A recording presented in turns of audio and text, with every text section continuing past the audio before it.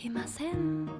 森の小さなレストラン、空っぽのポケットをまっさぐって忘れた人からたどり着く。